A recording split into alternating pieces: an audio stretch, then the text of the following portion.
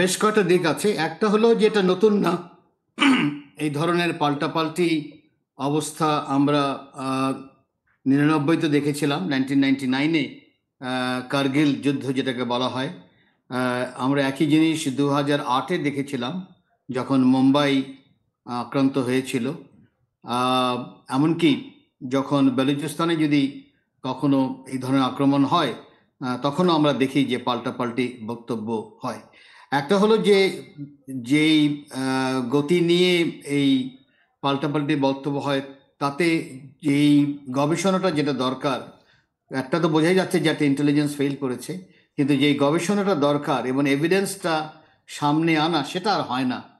আমরা সবসময় দেখি যে সেটা ওই এক ধরনের রাজনীতিকরণের মধ্যে ঢাকা পড়ে, এবং যারা এই ঘটনাটা আসলেই ঘটে তারা কম বেশি পার পেয়ে যায়। তো এবারও আমরা দেখছি সেই একই ধরনের পাল্টাপাল্টি বক্তব্য।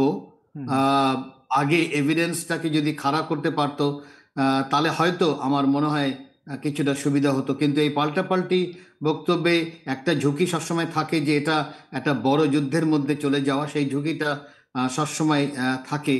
তবে আপাতত যে যেখানে দাঁড়িয়েছে এবং যেই কতগুলো পদক্ষেপ নিয়েছে দুটো দেশ, তাতে তাতে আপাতত মনে হচ্ছে যে হয়তো সেই বড় যুদ্ধের দিকে যাচ্ছে না। আচ্ছা, তো কাশ্মীরে যে সন্ত্রাসী হামলার পাল্টাপাল্টি একটা পদক্ষেপের কথাও আপনি নিশ্চয়ই বিভিন্ন গণমাধ্যমে আমরা শুনছি ভারত পাকিস্তানের পক্ষ থেকে। গত বুধবার ভারতের পার্লামেন্টে এ নিয়ে কথা হয়েছে, পাকিস্তানও কথা বলেছেন। সুদূর প্রসারী প্রভাব কী ধরনের পড়তে পারে আপনার কাছে মনে হয়? একটা দেখা দরকার যে এটা বড় ধরনের যুদ্ধ হবে কিনা। দক্ষিণ এশিয়ায় যদি বড় ধরনের আবার ভারত পাকিস্তানের যুদ্ধ হয়, মনে রাখতে হবে যে দুটো দেশ একাধিক যুদ্ধে লিপ্ত হয়েছিল।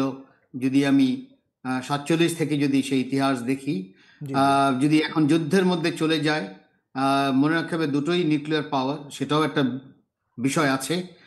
তাতে বড় ধরনের একটা ইম্প্যাক্ট পড়বে, কোনো সন্দেহ নেই। বিভিন্ন ধরনের ওভারসিজ ফ্লাইং যেটা আছে সেটা থেকে শুরু করে সাপ্লাই চেইন ইত্যাদি বিভিন্ন ধরনের একটা ইম্প্যাক্ট পড়বে। তো সেই জায়গায় আমার মনে হয় হয়তো মানে আমাদের আশা থাকবে যে সেদিকে যাবে না, তারা চেষ্টা করবে দেখতে যে আসলেই কারা করেছে, এবং যেই কারণে এই বারবার বা কয়েক বছর পর পর যে ঘটনা ঘটছে কাশ্মীরে, সেটারও একটা সমাধান প্রয়োজন। কারণ দেখা যাচ্ছে যে বড় বড় আকারে সামরিকরণের মাধ্যমে এটার সমাধান হবে না। সেটা বোঝা দরকার।